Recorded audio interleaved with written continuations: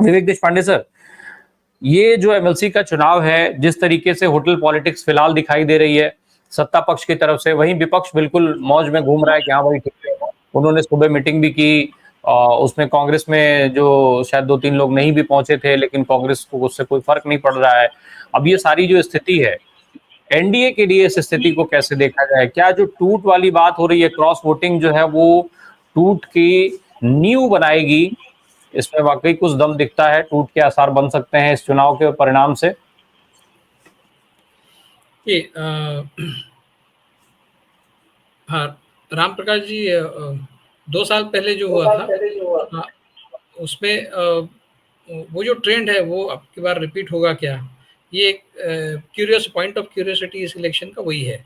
चंद्रकांत हांडोरे हारे थे उस समय, कांग्रेस की कैंडिडेट 2 साल पहले। उसके बाद फिर जो नाटक हुआ पूरा पूरे देश ने देखा, सूरत गुवाहाटी वाला, और वहाँ से फिर सत्ता बदल हुआ महाराष्ट्र में। लेकिन वो सत्ता बदल विधायकों के लेवल पर हुआ, जनता के लेवल पर नहीं हुआ। जनता के लेवल पर अगर बदलाव होना है तो वो 3 महीने के बाद डिसाइड होगा, जब विधानसभा के चुनाव महाराष्ट्र में होंगे। तो अभी उस तरह का बदलाव तो कुछ होने की पॉसिबिलिटी नहीं है। मतलब कम से कम एमएलएस के लेवल पर और विधानसभा के लेवल पर नहीं होगा। विधानसभा चुनाव के लेवल पर हो सकता है, वहाँ जाकर जनता किसको वोट करती है ये अपने आप में एक अलग सवाल है। लेकिन उस समय जो एक संख्याओं का इम्बैलेंस हुआ था, काफ़ी मात्रा में लोग इधर से उधर चले गए थे, इसलिए सरकार बदल गई। लोगों ने सरकार को बदला नहीं था।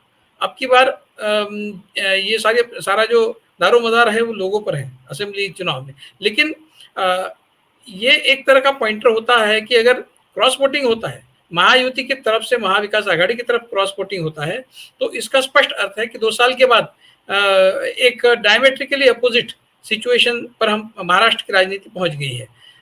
180 डिग्री का बदलाव उसमें आया है। और जब सत्तारूढ़ पार्टी के लोग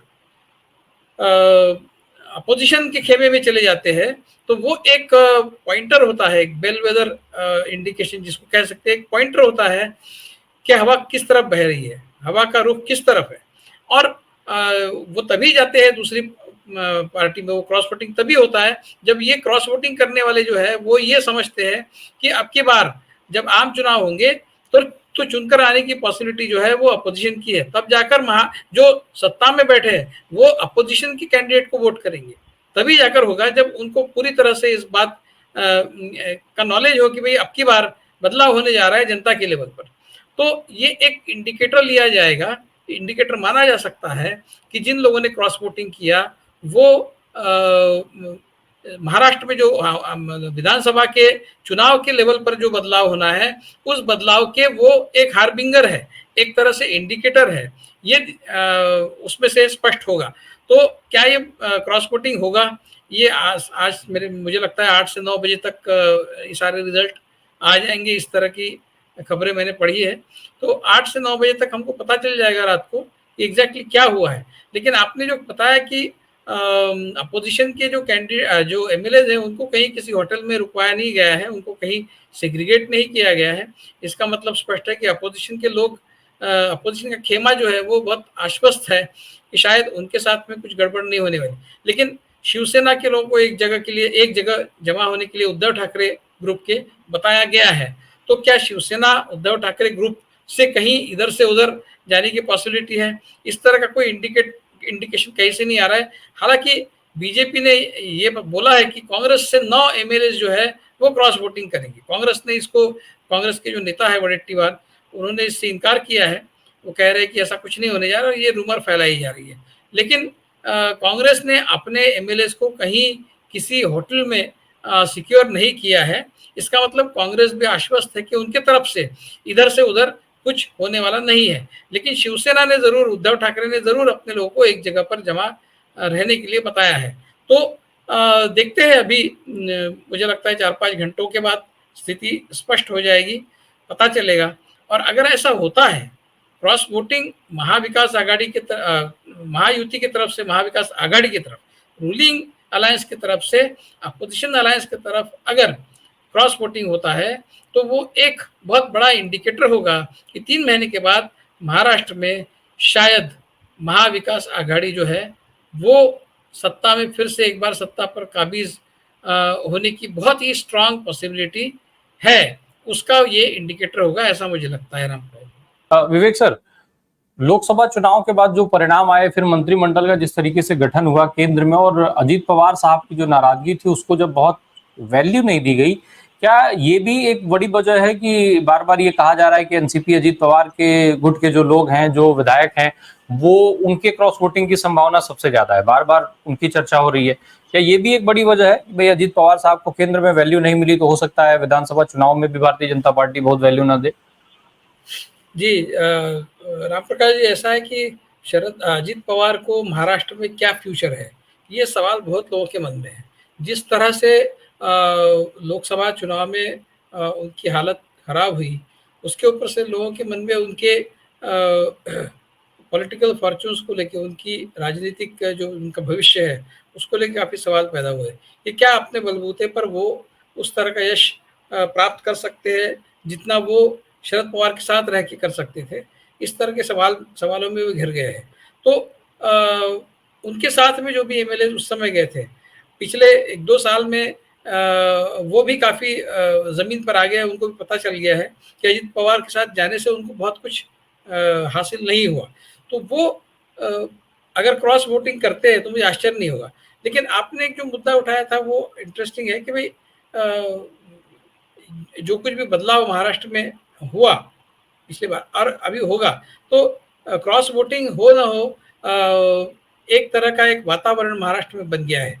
अगर क्रॉस वोटिंग नहीं होता है, मान लीजिए नहीं होता है, तो इसका मतलब ये नहीं है कि महायुति जो है वो फिर से उसी ताकत को उन्होंने प्राप्त कर लिया है जो पहले उनकी थी।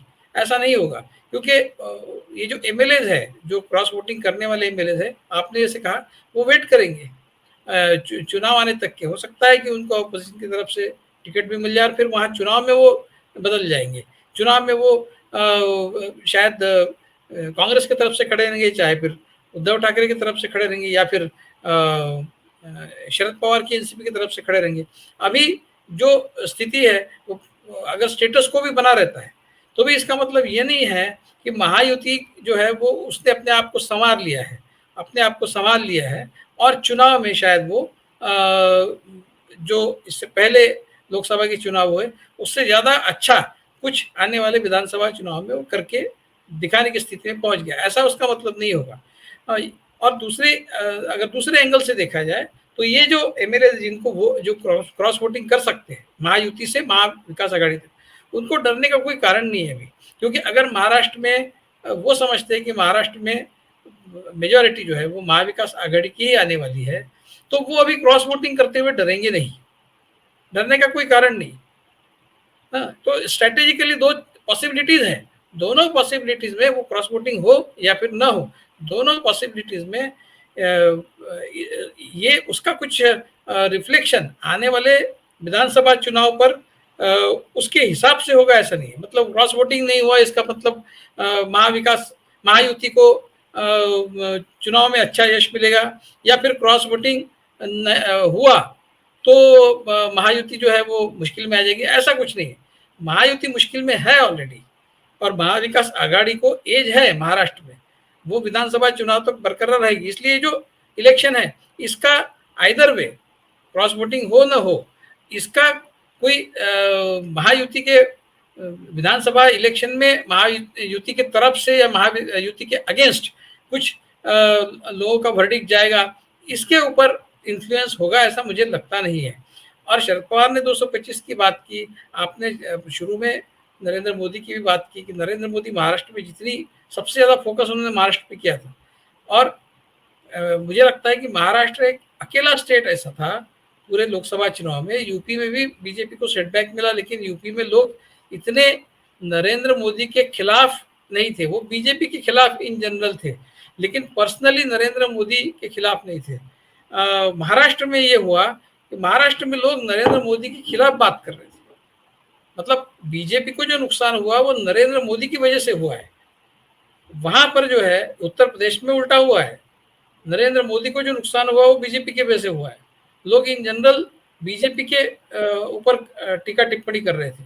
यहाँ पर लोग जो रिपोर्टर्स इंटीरियर में घूमे वगैरह है, वो किसानों के बीच में रूरल एरियाज में गए, वहां पर जो फीडबैक आया वो यही आया था कि लोग नरेंद्र मोदी के ऊपर टीका टिप्पणी कर रहे थे। इसलिए अब की बार भी आपने शुरू में जो कहा वो सही है कि क्या नरेंद्र मोदी इस बार उतना इंटेंसिव कैंपेन करेंगे महाराष्ट्र में, या फिर अपने आप को दूर रखेंगे और सारा दारोमदार जो है लोकल लीडर्स पर, रीजनल लीडर्स पर छोड़ देंगे महाराष्ट्र के, भाई आप संभालो, मैं आ जाऊंगा तो नुकसान हो जाएगा। थोड़ा बहुत तो कैंपेन करेंगे वो, एक मतलब एक पार्टी के शीर्षस्थ नेता के रूप में, प्रधानमंत्री के रूप में करेंगे, लेकिन उतना फोकस उनका रहेगा या नहीं, इसके बारे में मेरे मन में भी शंका है, क्योंकि law of diminishing returns Narendra Modi के साथ में महाराष्ट्र में चालू हो जाता है। ऐसी स्थिति फिलहाल तो है। आने वाले 3 महीने में वो क्या करते हैं, ये लाडली बहना योजना जो मध्य प्रदेश की थी वो उन्होंने भी महाराष्ट्र में लाई है, उसको महाराष्ट्र में लाड़की बहन बोलते हैं, तो उस योजना से उनको क्या कुछ फायदा होगा, इस तरह के पैतरे वो अपनाएंगे और किसी भी तरह से जो बहाव है वो अपने तरफ करने की कोशिश करेंगे। लेकिन अगर इंडक्शन इफेक्ट लोकसभा इलेक्शन का अभी भी कायम है, वो 3-4 महीने में उसको इतना ज़्यादा फर्क नहीं पड़ा है, तो विधानसभा में भी वही होगा जो लोकसभा में हुआ। इसके बारे में आज तो किसी के मन में कोई शंका नहीं। 2-3 महीने में क्या परिस्थिति बदलती है हमको पता नहीं। हमने देखा है लोकसभा में 3 महीने में परिस्थिति बदल गई। 3 महीना पहले कोई नहीं कह रहा था कि इस तरह से बीजेपी के बुरे हाल होंगे, लेकिन 3 महीने में परिस्थिति बदल गई। तो हम ऐसा आज तो कह सकते हैं डंकी की चोट पे कि महाविकास आघाड़ी आगे है, लेकिन 3 महीने में परिस्थिति अगर बदल जाए तो बता नहीं सकते। राम प्रकाश जी।